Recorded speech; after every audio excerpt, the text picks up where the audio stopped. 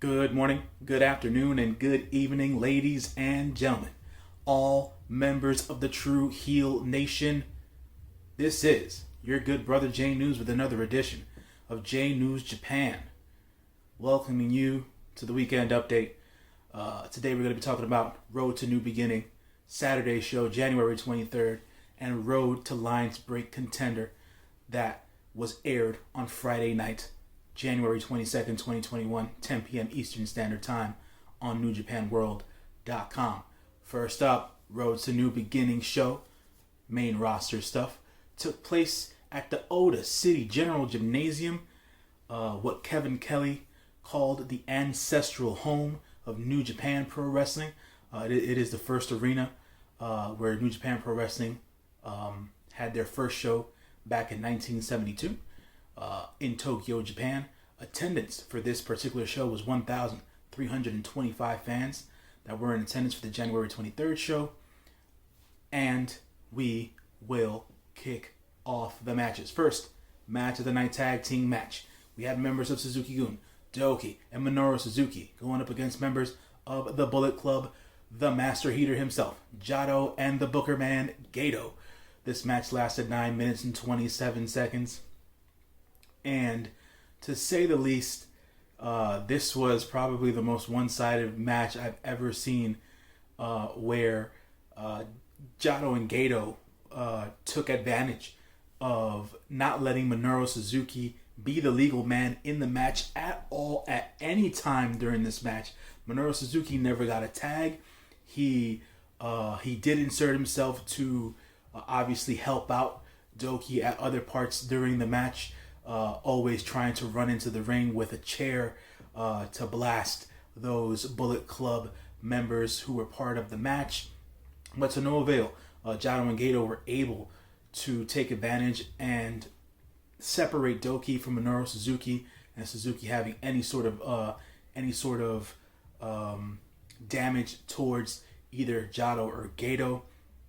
Good separation, good individualized strategy between Jado and Gator to break down Doki.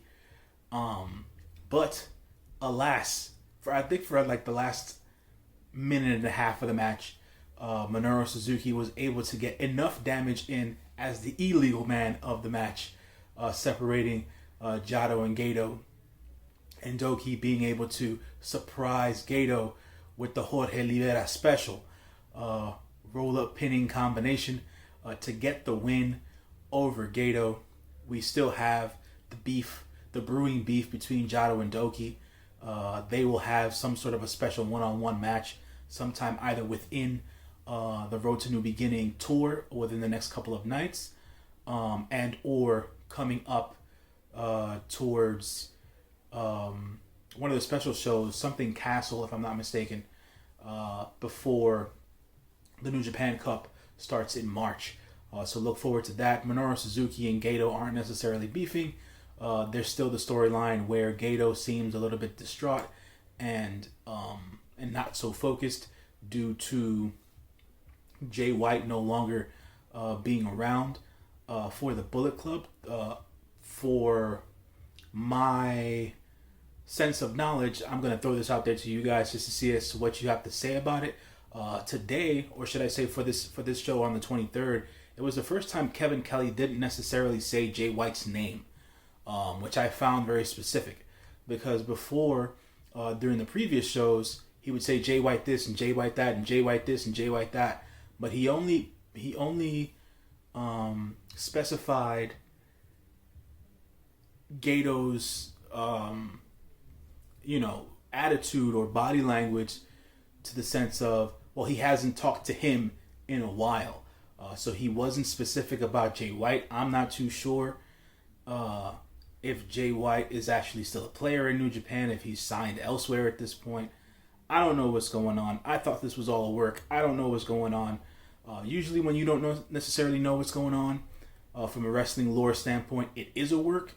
But just being that Kevin Kelly was specific enough to not say Jay White's name and only refer to him as him, quote unquote, when talking about Gator's attitude overall during the match, I thought was a bit telling, to say the least, about this match. Second match of the night, another tag match. This was a 6-man tag. So we have members of Chaos, Yoshihashi, Tomohiro Ishii, and the Rainmaker, Kazuchika Okada, going up against members of the Bullet Club, the spoiler, Dick Togo, Yujiro Takahashi, and Evil. 9 minutes and 58 seconds worth of a match here. Yet again, we're seeing some sort of build. Kevin Kelly finally brought it up during the match, during commentary, talking about a future shot at the Never Openweight 6-man tag team championships for this 3-man group of Evil, Yujiro Takahashi, and Dick Togo, but not necessarily that combination. More talking about Yujiro and Dick Togo, because it seems like Evil and Kazuchika Okada will be having some sort of an individual singles feud, and or their rivalry will ramp up towards the New Japan Cup. Basic 6-man tag team match here. Nothing to say specific or that stood out. Dick Togo did take the majority of the beating during this match. Evil yet again tried or attempted to start the match and then rolled out of the ring, and Dick Togo was the first man to be the legal man and entered against Tomohiro Ishii. Ishii yet again just doing more Ishii things. Kazuchika Okada looking as Kazuchika Okada can look, and Yoshihashi still bringing that fire and that will and that vigor. Yujiro Takahashi didn't do much in this match, to be quite honest. Just because it was, I don't know, they just let Dick Togo do the majority of the work, and then when Evil got involved, it was just more of the dastardly deeds, running people into the outside barricades and stuff like that or whatever, and trying to take chair shots to folks, which were always thwarted. But in this case, Kazuchika Okada finished the match by putting Yujiro Takahashi in the money clip. Takahashi tapped out in the middle of the ring as Okada earns the win for his team. Then we go on. Third match of the night, this grudge match. The return of Hiroshi Tenzan with his longtime tag team partner Satoshi Kojima versus members of those United Empire boys, the Great-O-Khan and Will Ospreay. 11 minutes and 52 seconds. This match ended in a disqualification, the finish that New Japan does not use very often. I'll have to say this about this match, because they're setting up individual singles matches that'll take place on January 30th. It'll be Will Ospreay versus Satoshi Kojima, and it'll be Great-O-Khan versus Hiroshi Tenzan on the 30th of January. So that'll be the second, I guess, mid-level show of the New Beginning tour. The match started with Hiroshi Tenzan and the Great-O-Khan going one-on-one. Tenzan trying to overpower O-Khan with his Mongolian chops. Great-O-Khan trying to overpower Tenzan with his Mongolian chops. I would say they ended up pretty even. Will Ospreay also tried his hand at Mongolian chops on Hiroshi Tenzan, but to no avail there. And Satoshi Kojima just went after Will Ospreay in a very aggressive manner. Koji still lighting Will Ospreay up with those machine gun chops during the match, and Will Ospreay was all over the place, really selling it well, or overselling at some points. To be completely honest, B. Priestley was at ringside, did try to put the boots to Tenzan in the corner at one point when Great-O-Khan did his usual sitting on the back of his opponent's neck spot in the corner, but she was seen by the referee quickly. And to say the least, this match had a finish or an ending that I did not expect. So to end it all, Hiroshi Tenzan was basically irate, beside himself. He did not want to lose to the Great-O-Khan and Will Ospreay. I believe B. Priestley took a chair and she blasted Hiroshi Tenzan, or either Hiroshi Tenzan or Kojima in the back. And Tenzan got pissed off enough to where he grabbed that same chair, and then he started to blast Will Ospreay and the Great-O-Khan, and he took that same chair and just pummeled the Great-O-Khan. The referee called for the bell, called for disqualification. Tenzan was beside himself. He laid out the Great-O-Khan with a steel chair. Koji just watching Tenzan blast the Great O'Khan with this chair repeatedly. Will Ospreay tried to intervene, but to no avail. Ospreay was just negated and neutralized by Kojima as Tenzan got his revenge on the Great O'Khan. I had never seen the great Hiroshi Tenzan in that manner before. He basically healed it up and got his retribution on the Great O'Khan. The Great O'Khan had to be helped out of the ring by the Young Lions. And he barely made it out of the rampway. Did the Great O'Khan. Tenzan got his revenge, his level of revenge against the Great O'Khan. And the Dominator was definitely dominated in this particular match. So due to the disqualification, those United Empire boys ended up winning the match technically, and Tenzan and Kojima were awarded the loss. Match number 4. This was a 10-man elimination tag team match versus members of Los Ingobernables de Japón. The entire team, as a matter of fact. Bushi, Hiromu Takahashi, Tetsuya Naito, Shingo Takagi, and Sanada versus Master Wato, Sho, Tomoaki Hanma, Hiroshi Tanahashi, the Ace, and the Golden Star, the God of Wrestling himself, Kota Ibushi. It was a fun match, to say the least, because of the way that they decided to have the eliminations happen. So Sanada and Ibushi basically were paired with each other. They were eliminated at the same time by a rope bump caused by Master Wato, where both Sanada and Ibushi had gone over the top rope but were on the apron.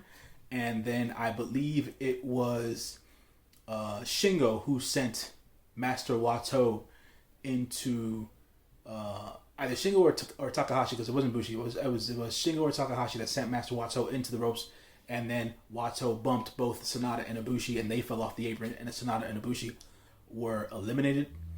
And then it went down to a 4-on-4. The third, when it was down to the 4-on-4, we had the other eliminations take place, where it was, if I'm not mistaken, Hiromu got eliminated as the second elimination for the LIJ club, and then Sho got eliminated shortly thereafter Hiromu. So then it was 3-on-3. It was Tana, Hanma, and Wato versus Bushi, Naito, and Takagi.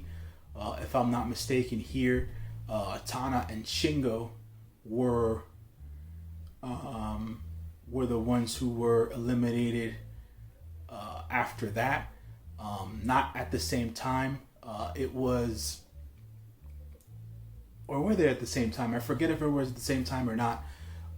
That Tana and Shingo were eliminated. I think they were eliminated one shortly after the other. Then the 2-on-2 between Wato and Hanma and Naito and Bushi went into that, and Bushi and Wato were eliminated. So the last two men who were left in the match were Hanma and Naito. And for whatever reason, after 24 minutes and 22 seconds, with an over-the-top rope elimination, Hanma got the win over Tetsuya Naito. During commentary, Kevin Kelly stated that Tetsuya Naito was now aggravated and annoyed with the level of confidence that Hanma had been building up over the last several Road to New Beginning shows, and he wants no part of that sort of confidence. So you might get some sort of a special singles match between Hanma and Naito sometime soon. I don't know. I don't really care for that. I think that's definitely a step down for Naito, but they've got nothing for him right now. So it is what it is. Like I stated before, Bushi and Master Wato will have a special singles match. Hiromu Takahashi will be defending that IWGP Junior Heavyweight Championship against Sho in the future. Tanahashi and Shingo have their match on the 30th, and we all know on the 11th of February, Sanada will go up against Kota Ibushi for the double straps. Then the tag team match, main event of the evening for the IWGP Junior Heavyweight Tag Team Championships with the Bullet Club members El Phantasmo and Taiji Ishimori going up against Yoshinobu, Kanemaru, and El Desperado of Suzuki-Gun. 23 minutes, 7 seconds here. It was a match full of tomfoolery, chicanery, your basic wrestling tropes. So many ref bumps in this particular match, which was, in essence, one of the most overbooked matches I've ever seen in my life. El Phantasmo yet again with his loaded boots. Red Shoe started out the match as the referee, as he always is for the main event. El Phantasmo kicked him in the solar plexus with the loaded boots, so Red Shoes had to be carried out by the Young Lions. Then we had to get a replacement ref, so Marty Asami came down. So yet again, for another spot during the match, El Phantasmo super kicked the crap out of Marty Asami. He knocked him out. Kenta Santo came down, or whatever, to help get Marty Asami out of the ring with the Young Lions. Kenta Santo ended up being the last referee in the match. There were still good wrestling spots in the match. It was a very entertaining match. It was just very creative as to how they were able to pull off the hijinks and just the villainous ways between both teams. A lot of rakes to the back between El Phantasmo and Taiji Ishimori, as they usually do. The Dermis Killer, as they like to call it. Yoshinobu Kanemaru's bottle of whiskey was used against him. Kanemaru and Desperado both were able to use the IWGP Junior Heavyweight Tag Team belts as weapons during the match as well, but to no avail, because obviously the referees were like non-commissioned for a while, so visibly we knew that they could have won the match, but since there was no ref, they weren't able to get any sort of a pin. And finally, when the match was all said and done, we now have brand new IWGP Junior Heavyweight Tag Team Champions in the Bullet Club members of El Phantasmo and Taiji Ishimori, when El Phantasmo hit the super kick on Yoshinobu Kanemaru, completely knocking him out in the middle of the ring for the 1-2-3, and now we have new IWGP Junior Heavyweight Tag Team Champions. Woof, man, that was a mouthful, but it was definitely a cool show because the last two matches of the show made it a cool show to be. Now, to talk about Road to Lions Break Contender. This was probably one of the more entertaining versions of New Japan Strong I've seen in quite a while. 3 matches deep, 50 minutes long. Not a long show to watch. Very easy to watch as well. This show was aired on Friday night, January 22nd, 2021, live from the LA Dojo stage. First match of the night was a tag team match. Kevin Knight, aka Jet Knight, tagged with Jordan Clearwater to go up against the Regal twins, Logan and Sterling. This match lasted 6 minutes and 12 seconds.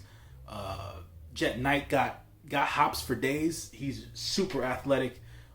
He has a bright future, but obviously, as we know, being New Japan fans, any match that has a young lion in a tag, that tag team is going to be losing that match. I was just wondering how they were going to book the Regal twins over these two young gentlemen, Jordan Clearwater and Kevin Knight, and it was solid work. Nothing amazing, nothing crazy.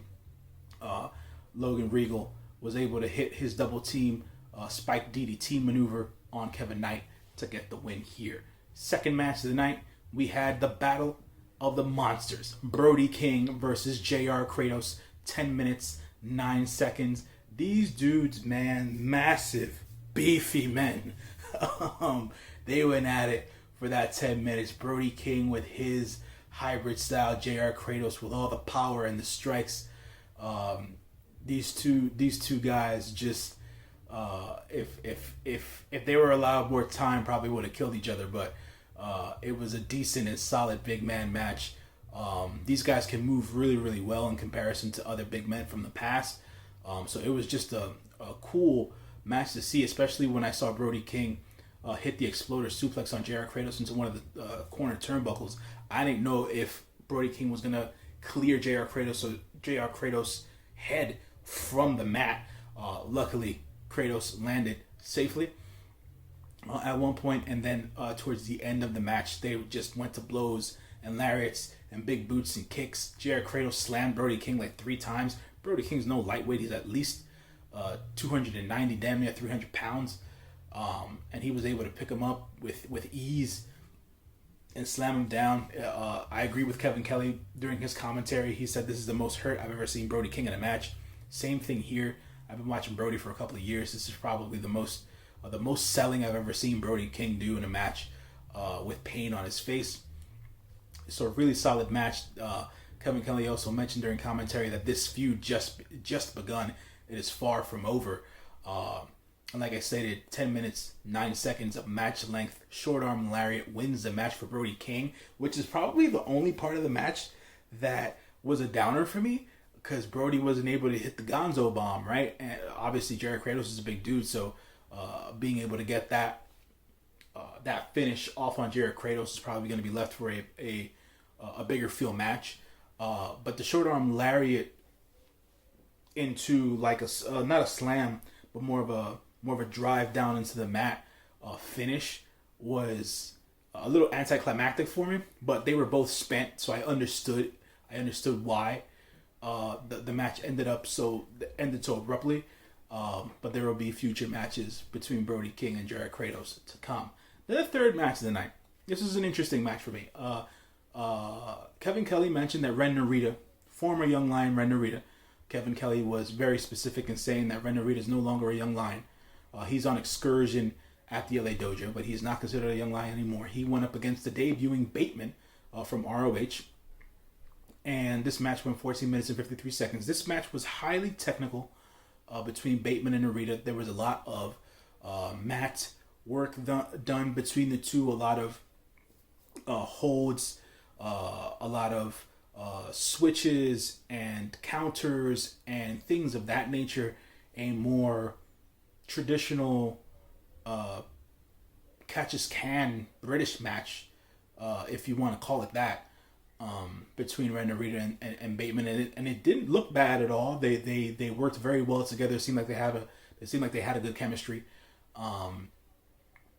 So it was surprising for me to see how the match developed and how it ended, being that Bateman, with his debut, ended up eating the loss here, with Ren Narita locked in his version of the Texas Cloverleaf on Bateman and made Bateman tap out. Bateman at the end of it showed Narita a level of respect by not attacking him afterwards. I thought Bateman was just going to lay him out after the tap out, but that didn't happen. But good solid showing for Bateman here. Good solid showing for Ren Narita here on his Lions Break Contender New Japan strong debut. Definitely a stronger showing than what he had at the Super J Cup. So glad to see Ren Narita in better physical condition and in better ring condition, because this match was a solid match to watch between these two gentlemen.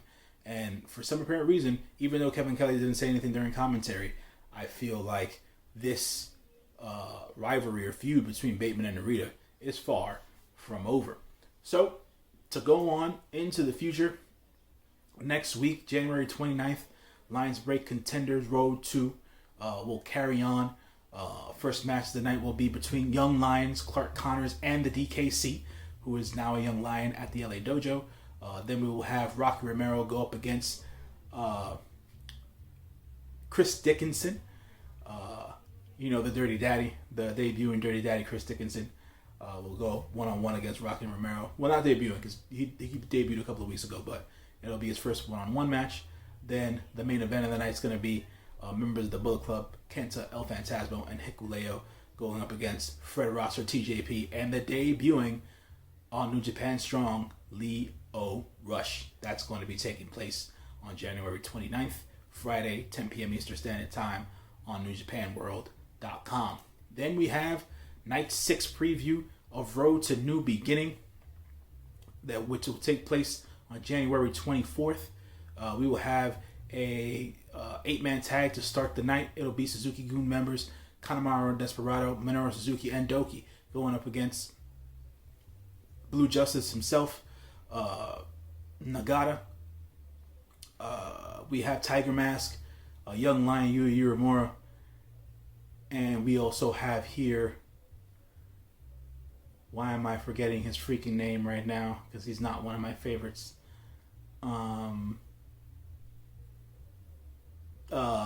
Name Togi Makabe. Sorry guys, I blanked because the names are here and I forgot. So it's gonna be Togi Makabe, Yuji Nagata, Tiger Mask, and Yuya Uemura going up against Doki, Kanemaru, Suzuki, and Desperado for the first match on the 24th. Then we have another tag match. It'll be yet again Hiroshi Tenzan, Satoshi Kojima going up against Will Ospreay and the Great Okan. We then have a 6-man tag, which will be the different 6-man team of Chaos. It'll be Okada, Yoshihashi, and this time Hiroki Goto going up against Evil, Takahashi, and Dick Togo.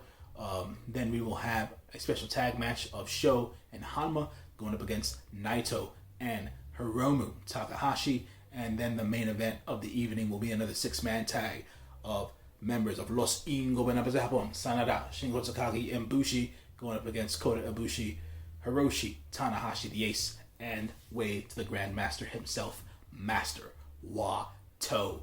So that'll be the Night 6 preview for January 24th. Look forward to me reviewing the January 24th and January 25th shows in conjunction together sometime during the week. As always, folks, thank you for watching another episode of J News Japan. Tune in during the week, like I stated before. Make sure that you like, share, comment, and subscribe to the True Heel Heat YouTube channel. Take care of yourselves, stay safe out there, and remain wrestling fans, folks. Thank you as always. I'm about this. I'll see you on the flip, folks. Take it easy. Peace.